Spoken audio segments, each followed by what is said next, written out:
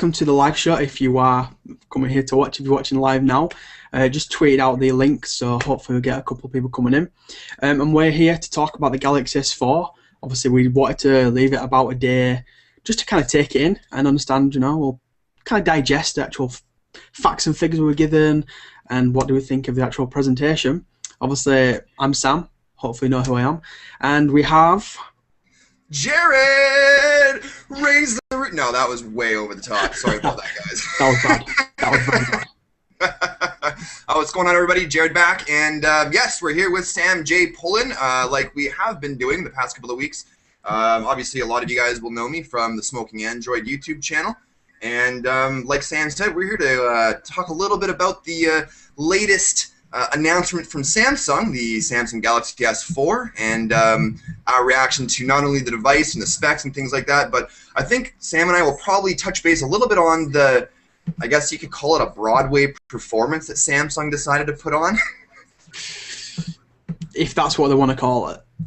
I think HTC had it, the best when they said it, like, oh, it's the next big flop. The phone won't be, but the presentation was just ridiculous. I mean, yeah, I think Samsung, I can see that, because, I mean, if you think about it, going back to the Galaxy S3, announcement, I think that was much more of a professional, tech media related type of event, but this time I think Samsung said, you know what, we made such a huge splash with the Galaxy S3, let's make a really, really big splash at the event. Yeah. And, I can see where they were coming from, trying to, demonstrate some of the features and point out the features, the way they did it. But again, the way they did it with the whole performance thing, I think, was way over the top. We're not here to watch a show. We're here to see a bloody phone. Yeah, I mean, the people that were in attendance, basically it was all the reviewers, writers, whatever you might want to call, all the journalists. Now, for them, it wasn't a very good show. For the general public, I understood where they were trying to go with it. Yeah. Because they were like, right, we want to tell you the real world situations, which is great. But for the audience that was there, it was pathetic. Well, it's funny, whenever, the only times you would ever hear the audience clap, and again, probably 95 or more % of the audience, was guys like you and me, tech reviewers.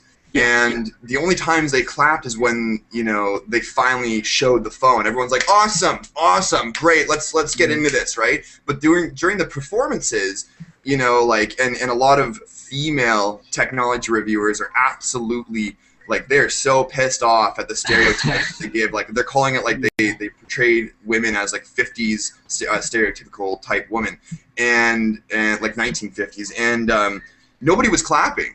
Nobody was clapping. Everyone was like, "Are they serious? Like, what are they doing?"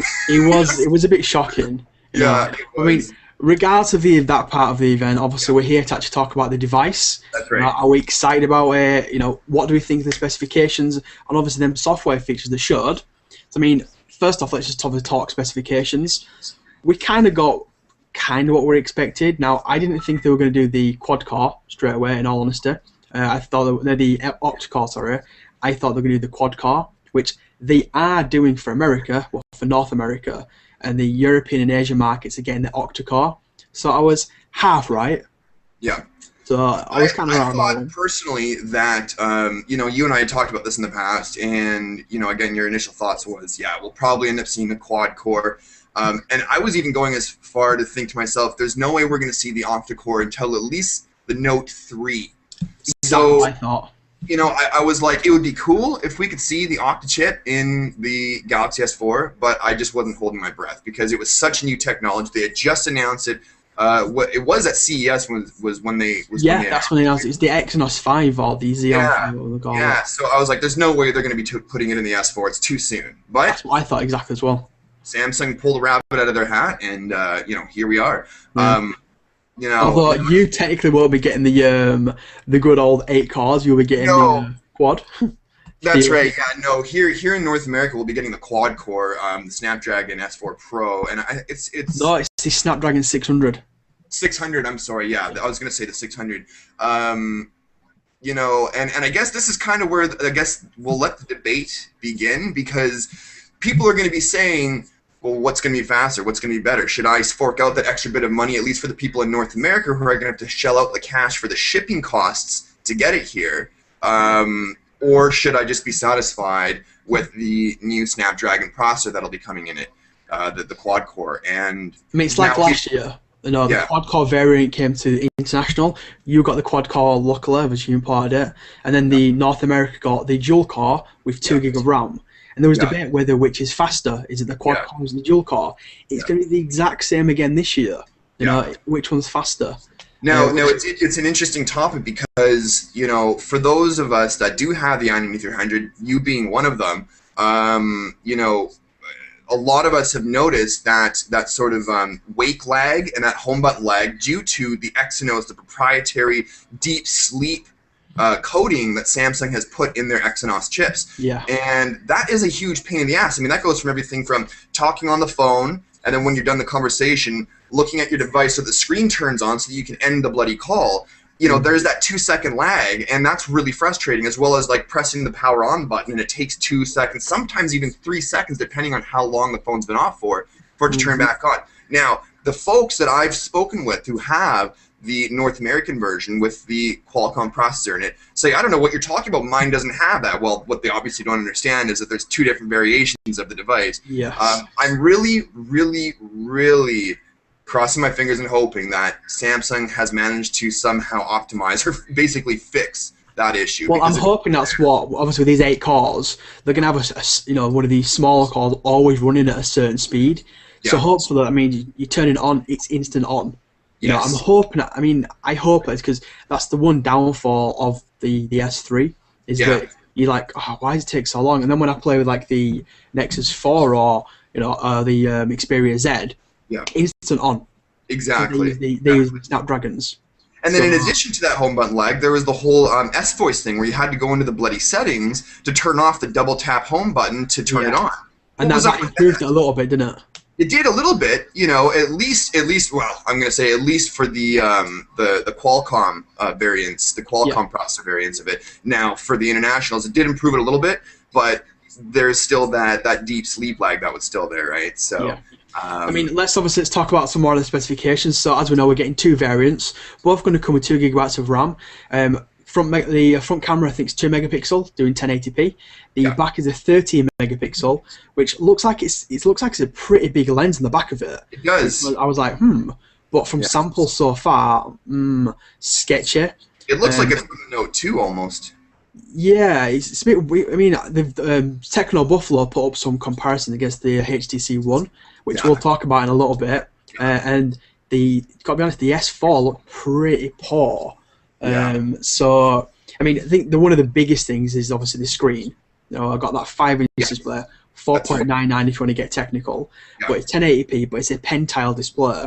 Now, one of my friends on Twitter was saying earlier, can you really say it's a 1080p display when it's pen-tile? Because he didn't think he could.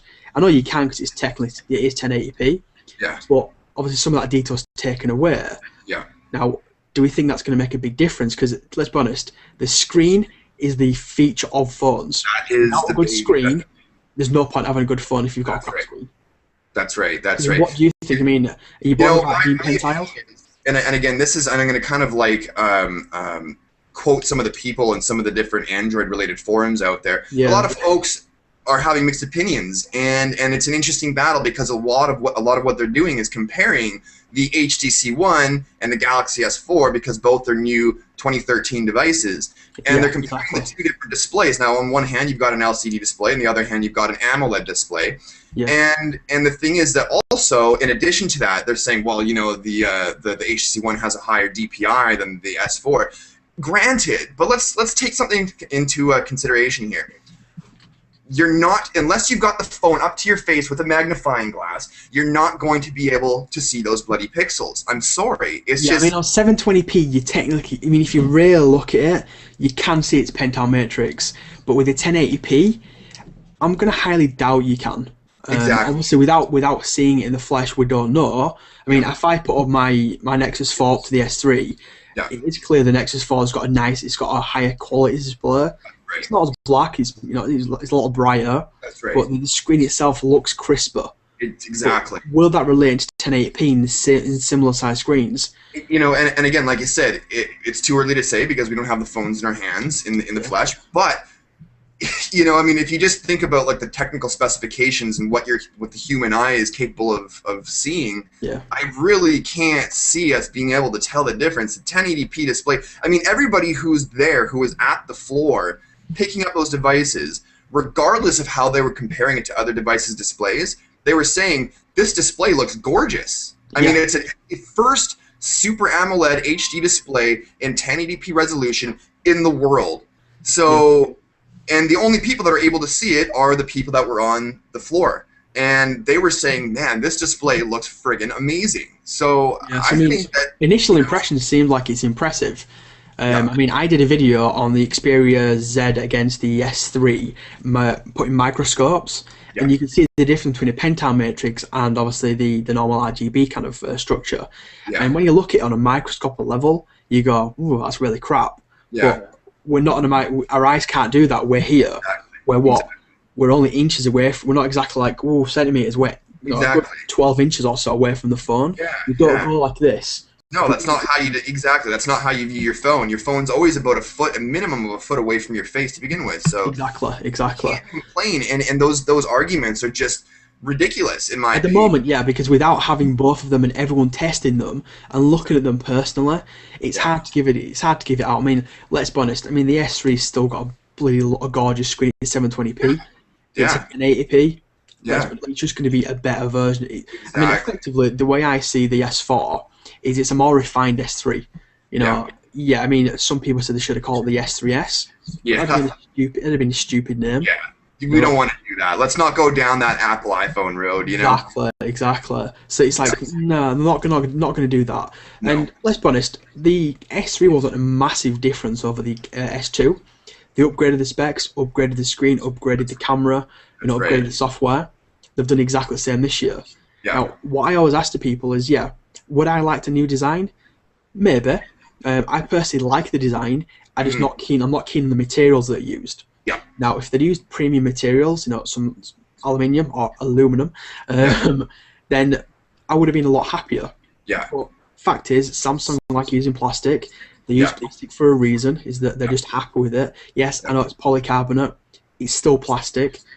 End of the day, it's still plastic. My opinion of the design is I'm pleased with the Galaxy S3 design, and they've obviously done some minute changes with the S4, and I'm pleased with those as well. However, I will have to say that I was a little bit taken back because based on some of the earlier leaked photos of the S4 earlier this month, it looked, at least it gave me the impression, it looked like the banding around the phone. Whereas on the Galaxy S3, it's like a chromatic looking or a chrome looking plastic. I thought it was actually going to be some sort of aluminum banding on it. I mean, when you look at the new one, it looks like it. Yeah, it does. Now, people have said that it feels like aluminum, but if you feel an Atives, not many people have because they didn't sell pretty much any. If you feel one of those, it feels cold to the touch.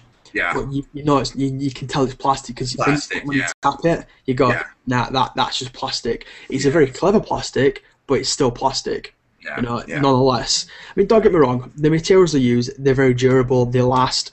I've dropped my S3 quite a few times in perfect condition. I see why they do it, but I would like them to. I mean, could they do this at one point? Bring out a premium version of the S4 with premium materials. They sell other devices. This is their premium device. The S4 Plus. There we go. It's possible. Also, the home button. You and I were talking about the home button. How we like the look of it a lot better this time. I'm a lot happy with the home button. We haven't got our hands to press, right? We haven't, pressed the button yet. True. It looks like it's bigger. It looks a bit white. It looks like they took it from the Note 2 and threw it in the S4. They're like, I think people like this home button better, and I'll admit, that's a bloody small home button. You know what I mean? I've got like a little raised thing from a Speak and SGP because I don't like how it is. It's too flush. So and I can't feel it when I'm pressing it. Like the iPhone, there's one thing I'll give the iPhone credit for. That button on the iPhone is a solid button. You know, you can boom, you press it, boom, you press it. No, you're S3. Or you're pressing it. Not the greatest. On the S2, I love the S2 button. The S2 was a very, very nice clicker, but then they ruined it on the S3. Hopefully, S4's brought that back. Yeah. I mean, specification-wise, let's be honest, it's kind of what we expected, but they've not disappointed, and I think that's the main aspect here. They've not disappointed. And I'm actually really surprised that a lot of people are so disappointed. They said, "Oh, it's just a a minor upgrade." Well, guys, what were you expecting? 4 gigs of RAM? I mean, it's got the 8-core processor in it. Like, I mean, that's bloody impressive, and that's supposed to give us, like, what they announced at CES, a 30% increase in battery savings. Yeah, exactly. 26 milliamp battery. It's an advanced battery. We've got a 1080p display. I mean, a 13 megapixel camera, regardless of comparing its images that it's able to take now against others. And again, that's what it's based on now. That's not to say that a future software upgrade might not. I mean, at the end of the day, it's still a prototype. It's still not coming out for about a month and a half. Yeah. So it's still prototype software, and obviously HTC One. We're comparing to that because they're the 2 flagships that are being released in the similar category. That's not a massive 5.5. And if history repeats itself, historically, whenever these devices are actually released to the public, as soon as you open the box up and you turn it on, it's like software update available. Yeah. Almost every single time. Yeah. So whatever we're seeing right now could be changed and enhanced in the future. Yeah, agreed. But I think I'm happy with what they came out with the S4. I think it's just fine. I think the same thing that happened with the S3, where everybody was like, "Oh, I'm so mad." I mean, there was that thing about the tech editor over at CNET, the mobile tech editor at CNET, and he just trashed the S4. This thing's a piece of crap. Blah blah blah blah blah. But let's face it, it's a bloody nice device, especially for its time. It was a nice device, and it still is a nice device. Even if you were to go buy one right now, you'd still be happy with it. Exactly. And I think that the S4 is just another upgrade. I mean, what were you expecting? what do they want? That's what I have said to people. Is like, what did you expect them to do? So completely change the whole design. Now, I like the design. I mean, I think it's a very nice looking device. Yeah. Again, the only criticism I've got in terms of the actual phone itself is the materials. I was just going to say the material. That's pretty much it. Give me more premium materials. It's not a unibody. Well, but the thing is, that's Samsung's edge, is that they're saying, look, we're offering you the ability to put in a different battery, have as many extended batteries or secondary batteries as you want, in addition to dual SIM cards on some of the other variants that will be coming out for Asia, in addition to an expandable storage slot of up to 64 gigs, let alone the device itself. You can get up to 64 gigabytes if you want. You know what I mean? Exactly. I mean, and I think that's the aspect that people don't get, is that HTC have gone down, I mean, dare I say it, they've gone down an Apple route. They're doing a very nice unibody design, built-in storage. What you see is what you get. With Samsung, they kind of give you another option. Now, personally, at this moment in time, I'm more swayed towards the HTC option. If I'm being completely honest, I would rather have that. Yeah. But don't get me wrong, I said the S3 last year. I went, "No, it's crap. I'm not happy with it." Yeah. I bought myself an S3. I left it a week or so. I left it almost 2 weeks, and I thought, I've got to get one. Let's play with one. I bought it. I loved it. Amazing device. Yes. And there we go. It's still the device that I recommend is probably one of the best Android devices out there, if not still the best Android. I'll agree with you. The HTC One has caught my attention. I haven't ever owned an HTC since the HTC Hero. Okay, so I can't judge everything on that. But with that said, I see, obviously you and I have both dived right into the HTC One, so we know quite a bit about it. We know what we like about it. They've definitely stepped up their game, put in a different type of camera, so they've gone a whole different angle. And Samsung is just going, let's just throw in more megapixels, which is not the answer to making a better camera. So I mean, the majority, the masses will think, holy crap, it's got a 13 megapixel camera. That thing's got to be amazing. People don't really understand, though. That's not always the technical case, right? Now, it's also got that boom sound, so you've got dual front-facing stereo speakers. Yeah, I mean, that in itself is interesting as well. So HTC, innovative-wise, that they've really taken the cake this year. But agreed. The S4 is just I don't know. The way that I see it, is that the HTC, they've done something different. They've changed their landscape of what they're trying to do on a mobile phone, in a smartphone. You know, I mean, Michael Fisher, he said that, you know, he's had the HTC One and he's played with the boom sound. I've heard boom sound when we're at the Congress, and my word, it is damn impressive. And as soon as he had to give that device to Brandon at Pocket Now, it was like he missed it straight away. Yeah. You know, it's not something you think you're going to miss. Yeah. Because of the audio quality on it, it's different. It's a different ball game. Yeah. So I mean, you know, we could talk about the HTC One probably another hour or two. Let's be honest. Yeah. We could, you know, tear it down and say what we like, what we don't like. Yeah. The only negative I don't like about it is it's not got wireless charging. But that's one thing that, you know, the S4, which they didn't even announce it does, but it does have Qi charging. They didn't announce a couple of things. There was the Qi charging, and obviously what a lot of people are talking about is that they didn't even touch base on the processor, and that's a big friggin' deal, especially at a tech event where tech. Did you notice afterwards they had all the specifications, but no processor. Yeah. Did they? The hell out of people. Did they even add the fact that it's got 2 gigs of RAM in those spec sheets? Yes, I said that too, because it's DDR3 RAM as well. Right, they actually mentioned to use it. I think that the presenter actually talked about it. Yeah. Which so that's pretty impressive. Yeah. That's impressive, very impressive. You know, now as far as the processors are concerned, I think we're gonna really see. Again, you know, we've already seen some early benchmarks, and again, we all know, and both Sam and I will agree, and have said this in past videos, benchmarking is the end results are not indicative of the actual performance, overall performance of the device. However, they did say, they have shown the quad-core processor and benchmarks on several different popular benchmarking applications. But then I saw one video by a Canadian site called mobilesyrup.com, and they actually briefly showed in one of their hands-on videos a Sunfire benchmark, and apparently it got a huge benchmark, apparently, and that was on the Octa chip, the 8-core processor, and they said that that's the highest benchmark they've ever seen on a device in the world, ever. Sweet. So now, I've never seen or even heard of Sunfire benchmark. Yeah, I mean, I've heard of it before. It's not one I use normally, in all honesty. Okay. I normally so I don't know. I don't really know numbers compared to like other devices' numbers, you know, and like how much higher it is. But I mean, if they're saying, and they're the mobile tech website, and they're saying this is the highest I've ever seen. Yeah. Well, now I've gotten some high hopes for the Octa chip, and maybe I wouldn't feel so bad about getting, you know, because I mean, hey, if we do have high numbers, it's definitely not going to be a slow phone. However, I can say that during a couple of the videos that I was watching on the quad-core version, I noticed some uh-oh, can you still hear me? I can hear, I just can't see you. I think my battery ran out of my phone or something. Here, give me a second here. I might have to. I'll put the camera onto me so they can just see me. You can keep talking though. Oh, there we go. I'm back.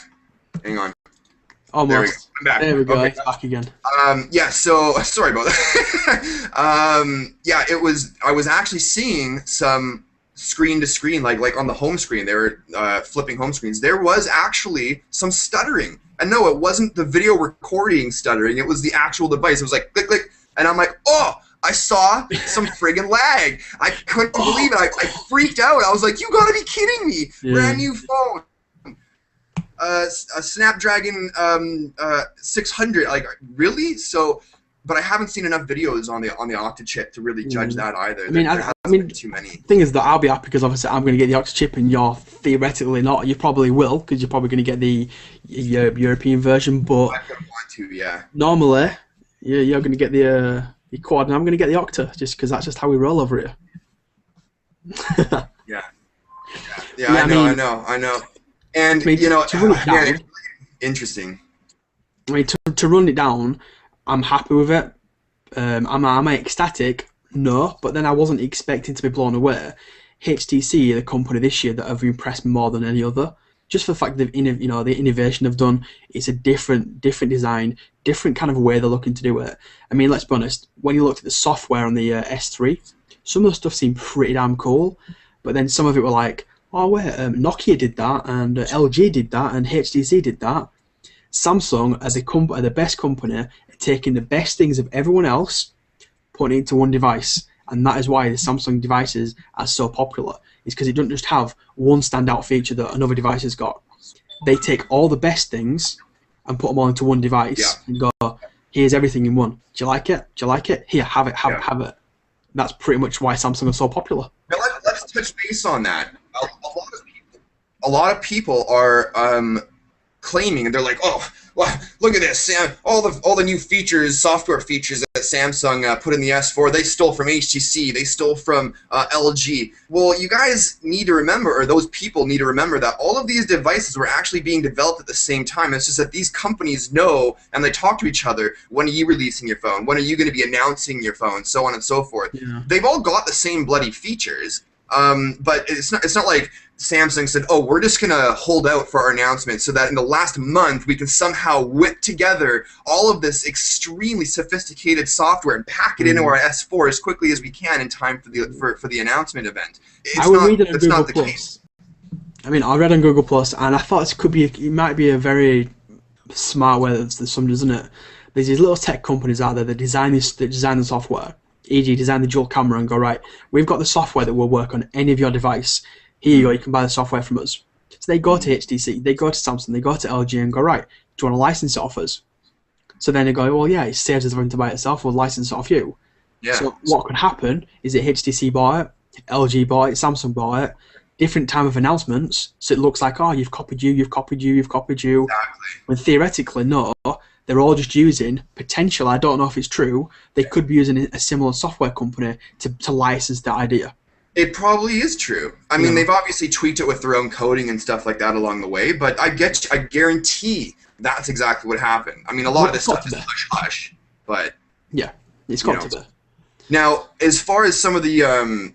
what do you think about the touchscreen that allows you to use your gloves? And we're talking about the Lumia 920. Oh, sorry, I mean, you mean the Galaxy S4 still, yeah. Listen, who knows if that particular technology was also licensed from a third-party vendor that is as well. Quite possibly true. Now, what I do know, and this is something I found really strange, is that we all know Samsung. They do copy other companies.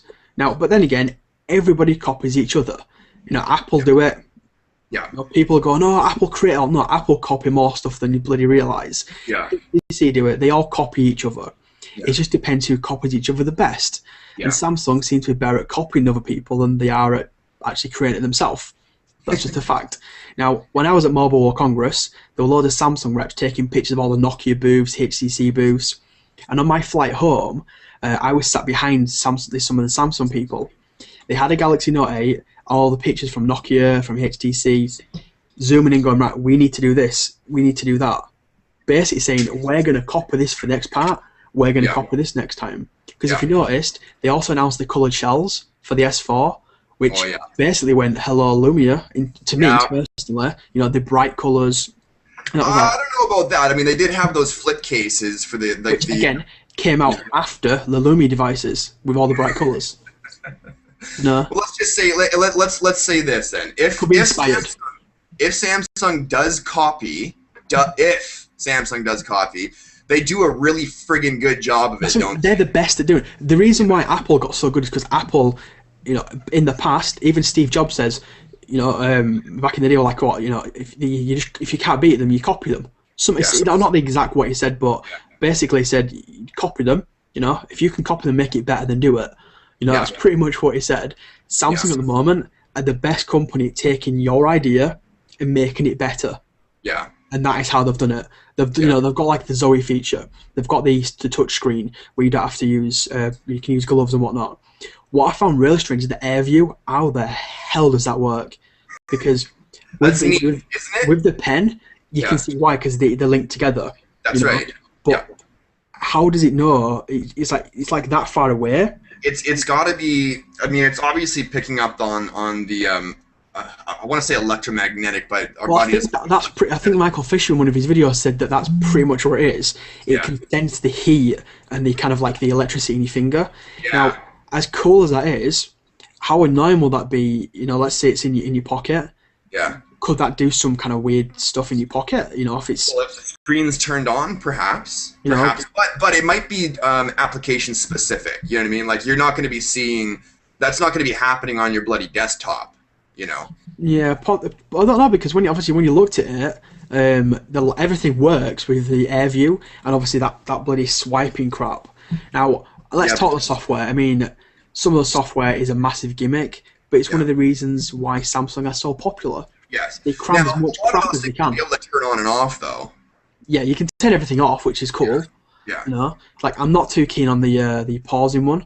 It's like, yeah, let's watch a video. I'm Yeah. like, oh, no, all right, yeah. Because you know there'll be like a 2-second delay of when it actually pauses. You know what I mean? So Not you'll just look that. away and then you'll miss. You know. What if you're watching like I don't know, you're watching something like you just happen to go like that just to move away really quick and it goes boom boom pause. You're like, oh shit, it's paused now. Or you go to scratch your neck like this, or you know, you go like that Yeah. or whatever. Yeah, it's Or gonna you pause. sneeze. You're like, damn it, you know. You know, you're watching even and you're like, oh shit, you fucking play it. Yeah, exactly. It's gonna You know, pause on you. You're like, no, you know, it's gonna get It's a annoying. cool idea. Yeah. Samsung have got these great, cool ideas, and Yeah. they implement them very, very cool. Yeah. You know, and a lot of the software features they are unique. They are a first. You know, so fair play to them. Some Yeah. of it I'm probably never going to use, but Yeah. a lot of it I want to play with and go, do you see this? Look what my Yeah. phone can do. I think that we'll probably also see some real battery optimization as well. You I know, hope so. the Galaxy 2600 milliamp on it. the Galaxy S3 was all right considering the battery size and the software technology that was out at the time. It actually held up pretty well. A lot of people were like, "No, it sucks." Well, everyone's always gonna never like they always want more from what they already have, right? But Exactly. it actually it stood up pretty well considering the super heavy UI of TouchWiz, right? And they've given us a 2600 milliamp battery because of the larger display. But at the same time, this display is also supposed to be battery efficient. The Octa chip, if that's the device you decide to get, is supposed to be 30% more battery efficient. And I'm sure you can't say that. You know, I think you'd be naive to think that they spent all this time in their new TouchWiz and didn't try to optimize the battery that much more. You know what I mean? Let's be So- honest, they've got to have. Yeah, I think we're probably going to see several, few more hours that we'll be able to get battery life wise, without the whole inclusion of another, you know what I mean, like 400, 500 milliamps or whatever it is. Yeah, I mean, battery technology is obviously getting better. I mean, it's an increase. It's gone from 2100 to 2600, so it's 500 milliamp better. I think that's just to compensate for the screen.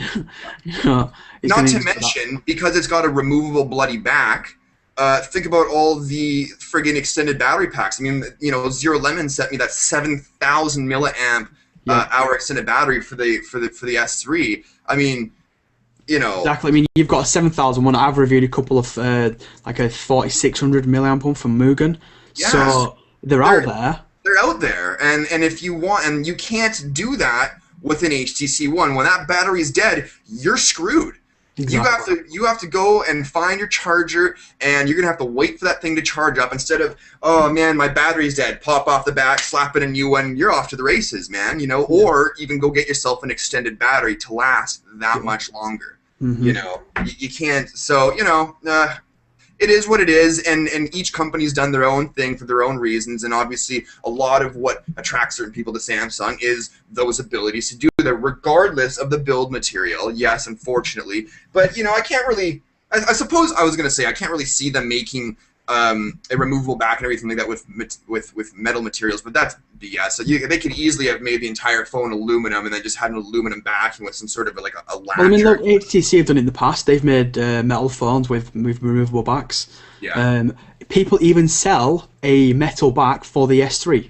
You can buy there you you can go. buy a metal back. There you go. It's like Yeah. perfect. So Yeah. there's no reason why they can't do it. It's just Samsung. They don't want to. They just go, we're happy with plastic. You know what I would have liked to see though is them incorporate all that waterproof nano coating that we've been seeing at CES and Mobile World Congress. Yes. Where the hell is when is this technology going to start coming into place? And Something quite like this honestly, bad boy. yeah, but Yeah. see, that's not even real. That's not even with the nano coating. That's with the plugs in the tops and all the. You say ports. that, I actually put it in by mistake. I had it open a little bit, and Yeah. it's perfectly fine. Really? Yeah. So there's obviously there must be something else to it apart from just those little. Well, then, with that said, I'd like to see more devices. And Samsung, I really think that would have, if they would have tossed in nano coating, waterproof nano coating on their chip for the S4, that would have been a huge selling point for people, Yeah. man. Yeah. Huge. hey, welcome to our waterproof phone. Yeah. You know, like, that would have been awesome. It's pretty epic. Yeah. I mean, yeah. I've done I've done quite two videos on this in the water, and you know the device might not be the best device, but that waterproof aspect of it just makes me want to keep it.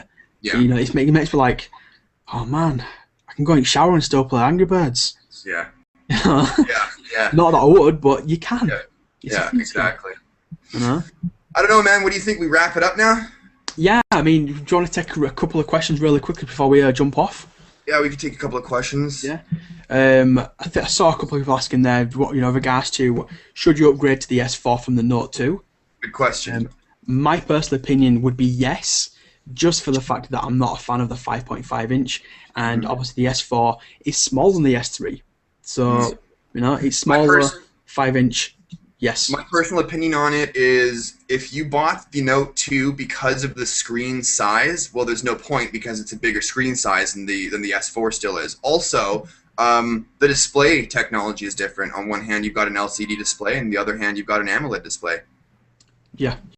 So, you know, that's, you know, it's really up to you. Again, you know, I personally, if I had a Note 2 and that was the decision, I don't really like the S Pen, so I'd end up getting, I wouldn't call it upgrading or downgrading to the S4, but I would personally get the S4 over the Note 2 just because, you know, like half of the bloody Note 2, the whole point of it is the S Pen. Yeah, exactly. I just never found a use for it, so that's my personal opinion. Yeah, I mean, I would call it an upgrade just for the fact that the 1080p display, I mean, looking at a 1080p display on these phones, I mean, this has not got the best viewing angles, but the screen, it makes me, I look at my Nexus 4 and go, man, I feel sorry for you now.